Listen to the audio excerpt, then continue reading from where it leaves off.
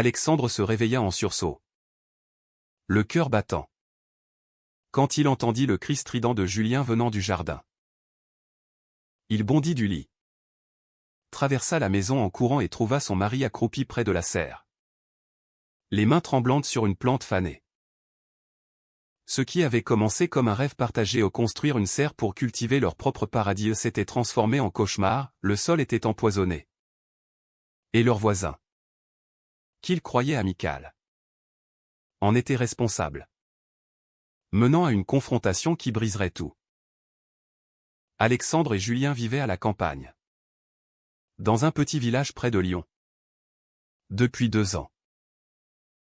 Alexandre, 32 ans, était un architecte reconverti en paysagiste, avec ses cheveux châtains toujours un peu ébouriffés et ses yeux verts qui pétillaient d'optimisme.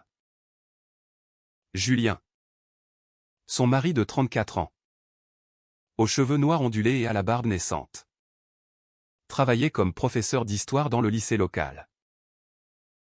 Ils s'étaient rencontrés à Paris, lors d'une manifestation pour les droits LGBT.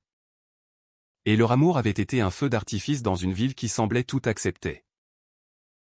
Mais en déménageant à la campagne pour une vie plus tranquille, ils avaient vite réalisé que les regards en coin et les murmures n'avaient pas disparu. La serre avait été leur projet phare. Alexandre avait dessiné les plans. Julien avait choisi les plantes des tomates heirloom, des herbes aromatiques, des fleurs vivaces pour attirer les abeilles. Ils avaient passé des week-ends entiers à monter la structure en verre, riant des ampoules aux mains et des disputes sur la meilleure orientation pour capter le soleil. « C'est notre bébé », avait dit Julien un soir, en essuyant la sueur de son front. Et Alexandre l'avait embrassé, sentant pour la première fois depuis longtemps une paix profonde. Mais ce matin-là, tout bascula.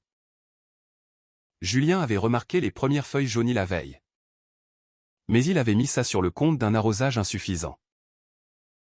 En inspectant de plus près, il trouva des traces suspectes, une poudre blanche disséminée sur le sol, comme si quelqu'un avait versé du poison.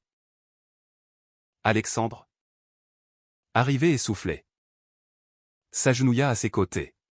« Qu'est-ce que c'est » murmura-t-il, touchant la terre du bout des doigts. Julien secoua la tête, les yeux emplis de larmes. « Je ne sais pas. Mais regarde, toutes les racines sont pourries. Et hier soir, j'ai vu la lumière chez le voisin. Tard. » Le voisin en question s'appelait Marc. Un retraité de 60 ans. Veuf. Qui vivait seul dans la maison d'à côté. Il avait semblé accueillant au début, offrant du vin lors de leur emménagement et discutant jardinage avec Alexandre. Mais Julien avait perçu des signes subtils, un commentaire sur les couples modernes prononcé avec un sourire forcé, ou un regard fuyant quand ils se tenaient la main en public. Alexandre, plus naïf, avait balayé ses doutes. C'est la campagne. Les gens sont juste curieux, disait-il. Mais maintenant, face à la serre dévastée, les soupçons prenaient forme. Ils appelèrent la police locale. Mais l'agent qui vint, un homme bedonnant nommé Pierre, haussa les épaules après un examen sommaire. Ça pourrait être un animal, ou une erreur de fertilisant. Sans preuve, on ne peut rien faire. Julien insista, et si c'était intentionnel? Marc nous a vus planter. Il sait tout sur les herbicides. Pierre nota l'information. Mais son ton était sceptique. Des disputes de voisins. Ça arrive. Mais empoisonné? C'est grave. Messieurs. Le mot messieurs sonnait comme une barrière, rappelant à Alexandre les fois où on les appelait ainsi pour souligner leurs différences. De retour à la maison, Julien arpenta le salon, furieux. Tu vois? Ils ne nous prennent pas au sérieux parce qu'on est Nous. Alexandre posa une main sur son épaule. Calme-toi. On va faire analyser le sol. Mais intérieurement, Alexandre sentait une fissure se former. Il pensa à sa famille. À Paris. Qui n'avait jamais vraiment accepté leur mariage. Sa mère, catholique pratiquante, envoyait encore des cartes de Noël avec des prières pour trouver le bon chemin. Et si cet incident ravivait tout ça? Le soir venu, ils décidèrent de confronter Marc. Alexandre hésitait, et si ce n'est pas lui? On va passer pour des paranoïaques. Julien, les yeux brillants de détermination, répondit, on n'a pas le choix. Cette serre, c'est plus qu'un hobby. C'est notre vie ici. Ils frappèrent à la porte de Marc sous un ciel crépusculaire. Le vieil homme ouvrit. Surpris.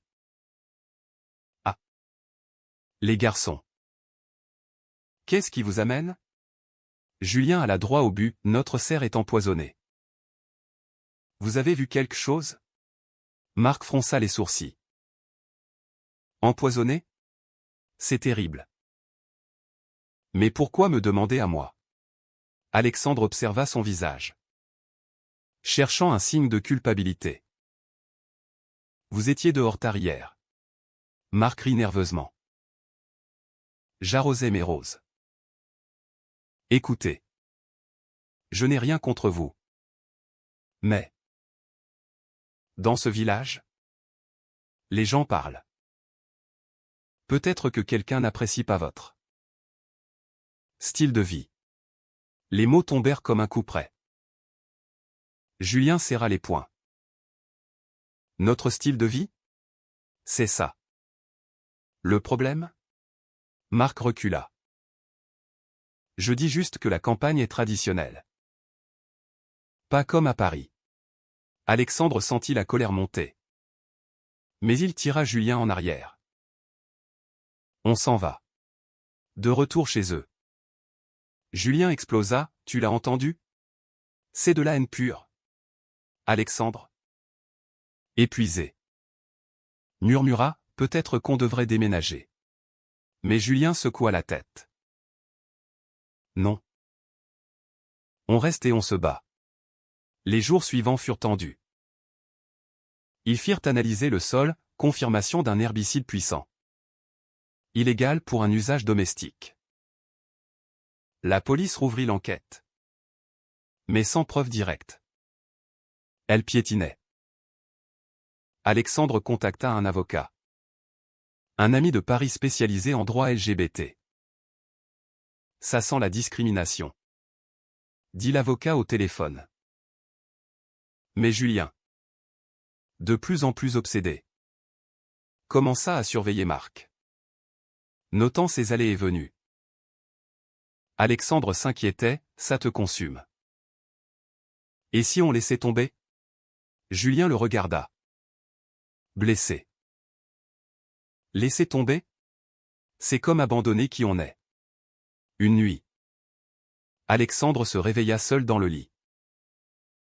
Julien était dehors. Une lampe torche à la main. Fouillant la limite de leur propriété. Qu'est-ce que tu fais? Siffla Alexandre. Julien pointa du doigt, regarde. Des traces de pas vers sa maison. Alexandre sentit un froid l'envahir. Était-ce de la paranoïa? Ou le début d'une guerre? Le lendemain. Un appel anonyme à la police accusa Julien de harcèlement. L'agent Pierre revint. Avertissant, restez chez vous. Ou ça va dégénérer. Alexandre confronta Julien, c'est toi qui as appelé. Julien nia. Mais le doute s'installa. Leur relation, autrefois solide, commençait à craqueler sous la pression. Alexandre pensa à son frère, qu'il avait renié après leur mariage, et à la solitude qu'il avait fui en venant ici. Était-ce le prix de leur amour? Les semaines suivantes transformèrent leur foyer en champ de bataille silencieux. Alexandre passait ses journées à réparer la serre, remplaçant la terre contaminée par des sacs neufs. Mais chaque pelletée ravivait la rage. Julien, lui, se renfermait, lisant des articles sur les crimes de haine en France rurale. Tu sais que les attaques contre les couples gays ont augmenté de 20% l'an dernier, lança-t-il un soir, citant un rapport. Alexandre soupira, je sais. Mais obsédé ne résout rien. Pourtant, il sentait lui aussi la peur s'insinuer. Comme un poison plus insidieux que celui du sol. La famille d'Alexandre appela. Sa mère, depuis Paris, avait entendu des rumeurs via une cousine du village. Qu'est-ce qui se passe? Mon fils? On dit que vous avez des problèmes avec les voisins. Alexandre minimisa, rien de grave. Juste un incident de jardin. Mais elle insista, viens à la maison. Ton père et moi. On s'inquiète. Et Julien? Il est bien? Le sous-entendu était clair, Julien était le problème. Alexandre raccrocha. Frustré. Julien. Qui avait écouté? Murmura, ils ne changeront jamais. Alexandre explosa, et toi? Tu changes? Tu deviens paranoïaque. La tension culmina lors d'une fête villageoise. Ils y allèrent pour montrer qu'ils n'avaient pas peur. Mais les regards étaient hostiles. Marc était là, discutant avec un groupe d'hommes. Julien s'approcha, on sait que c'est vous. Marc pâlit. Prouvez-le. Un homme intervint, laissez-le tranquille. Ici, on respecte les traditions. Alexandre tira Julien, partons. Mais en rentrant, Julien accusa, pourquoi tu ne me défends pas? Alexandre répondit, parce que tu provoques. Le lendemain, un graffiti apparut sur leur portail, dégagé. PD. Alexandre sentit son monde s'effondrer. Ils appelèrent la police, qui prit des photos mais douta d'un lien avec Marc. Julien, furieux, décida d'agir seul. Il installa une caméra cachée près de la serre. Alexandre protesta, c'est illégal. Julien rétorqua, et l'empoisonnement? C'est légal? Les images capturèrent Marc s'approchant une nuit, versant quelque chose. Triomphant. Ils montrèrent la vidéo à la police. Marc fut interrogé. Niant d'abord, puis avouant sous pression, c'était pour les mauvaises herbes. Pas pour vous. Mais l'herbicide était le même. L'agent Pierre secoua la tête, c'est du vandalisme. Pas un crime de haine. Julien s'emporta, bien sûr que si. Lors de l'audience préliminaire, Marc plaida la jalousie, leur sert empiéter sur ma vue. Mais un témoin. Un autre voisin. Révéla, il a dit qu'il ne voulait pas de ces gens-là près de chez lui. Alexandre témoigna. La voix tremblante, ça nous a brisé. Julien, à ses côtés, serrait sa main. Mais le doute persistait. La famille de Julien, plus ouverte, appela pour soutenir. Son père, un ancien militant, conseilla, battez-vous. Mais protégez votre couple. Alexandre envia cette acceptation. Sa propre famille envoya une lettre, reviens seul. On t'aidera. Blessé. Il la cacha à Julien. Une trahison inattendue surgit quand Alexandre, stressé, confia à un collègue ses doutes sur Julien. Le collègue, homophobe caché, répéta tout au village, amplifiant les rumeurs. Julien l'apprit, tu parles dans mon dos? Alexandre s'excusa, j'avais peur. Leur dispute fut violente. Des mots durs volèrent, peut-être que ma famille a raison, cria Alexandre. Julien partit. claquant la porte. Seul. Alexandre réfléchit à ses choix. Avait-il sacrifié trop pour cet amour? Le lendemain. Julien revint. Les yeux rougis, on ne peut pas laisser ça nous détruire. Ils s'embrassèrent. Mais la fissure était là. L'enquête avança, Marc fut inculpé pour vandalisme aggravé. Mais au tribunal. Son avocat argua la provocation, les plaignants ont harcelé mon client. Julien fut accusé de surveillance illégale. Alexandre défendit, c'était pour nous protéger. Le juge ajourna, laissant le couple en suspens. Les médias locaux s'emparèrent de l'affaire, titrant le conflit gay en campagne. Des soutiens affluèrent. Mais aussi des menaces anonymes. Alexandre perdit un client, trop de drame. Julien fut convoqué par son directeur, votre vie privée affecte l'école. Face à ces pressions, Alexandre envisagea de vendre la maison. Partons à Paris. Julien refusa, c'est fuir. Leur débat révéla des failles profondes, Alexandre voulait la paix. Julien la justice. Une nuit. Alexandre avoua, j'ai peur de te perdre. Julien répondit, moi aussi. Mais qu'est-ce qu'on devient si on abandonne? Le procès approchait. Et la tension montait comme une marée inexorable. Alexandre et Julien passaient leur soirée à préparer leur témoignage. Mais chaque discussion virait à l'affrontement. Tu minimises toujours, accusait Julien. Et toi? Tu dramatises, rétorquait Alexandre. Leur amour, autrefois un refuge, devenait un terrain miné par les doutes et les regrets. La famille d'Alexandre débarqua sans prévenir. Sa mère, élégante mais rigide. Et son père, silencieux, s'installèrent au salon. On est venu t'aider, dit la mère.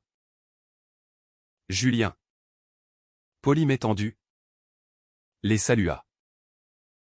La conversation dérapa vite, ce village n'est pas pour vous, déclara le père. Pour nous, répéta Julien. La mère soupira, Alex. Tu étais si normal avant. Alexandre explosa, normal? J'ai toujours été gai. Ils partirent fâchés, laissant Alexandre dévasté. Ils ne m'accepteront jamais, confia-t-il à Julien. Qui le serra, moi si. Au tribunal. L'atmosphère était électrique. Marc, en costume usé, fixait le sol. Son avocat interrogea Alexandre, n'avez-vous pas installé une caméra sans autorisation? Alexandre admit, oui. Mais pour nous défendre. Julien témoigna avec passion, cet acte était motivé par la haine. Nous sommes harcelés parce que nous sommes gays. Le procureur présenta la vidéo. Les analyses du sol. Marc. Sous serment? Craqua, d'accord. J'ai versé l'herbicide. Mais c'était pour les protéger. Leur serre attirait des nuisibles sur mon terrain. Mensonge évident. Mais son avocat insista sur l'âge de Marc. Sa solitude. Un twist surgit, un témoin surprise. L'ex-femme de Marc révéla qu'il avait toujours été homophobe, battant leur fils gay adolescent. Il a dit qu'il ne tolérerait pas ça près de chez lui. Le tribunal bouillonna. Alexandre sentit un mélange de victoire et de pitié. Julien, lui, jubilait intérieurement. Mais le soir, une lettre anonyme arriva, vous avez gagné. Mais à quel prix? Suivi d'un appel menaçant. Alexandre paniqua, c'est trop. Julien proposa, on témoigne publiquement. Pour sensibiliser. Alexandre hésita, et si ça empire? Ils décidèrent d'un interview pour un journal LGBT. L'article fit sensation. Mais attisa les flammes, des manifestations pro et anti au village. La trahison vint de l'intérieur. Le frère d'Alexandre, qui l'avait renié, contacta Marc en secret, offrant un témoignage favorable contre une somme. Alexandre l'apprit par hasard, via un email mal effacé. Confronté, le frère avoua, pour la famille. Tu nous fais honte. Alexandre, brisé, coupa les ponts définitivement. J'ai choisi Julien, déclara-t-il. Mais le prix était lourd, isolation totale de sa lignée. Julien, sentant la vulnérabilité d'Alexandre, commis une erreur, il contacta un groupe militant radical, qui organisa une protestation devant chez Marc. La foule dégénéra, brisant une fenêtre. La police accusa Julien d'incitation. Alexandre, furieux, tu as franchi la ligne. Julien pleura, pour nous. Leur couple vacilla, Alexandre partit chez un ami à Lyon pour réfléchir. Seul, il affronta ses démons. Était-ce l'amour qui valait ses sacrifices? Les souvenirs affluèrent, leur mariage à Paris. Les rires dans la serre avant le poison. Il rentra, trouvant Julien effondré. Pardon? Murmura Julien. Ils se réconcilièrent. Mais changés, plus forts, mais marqués.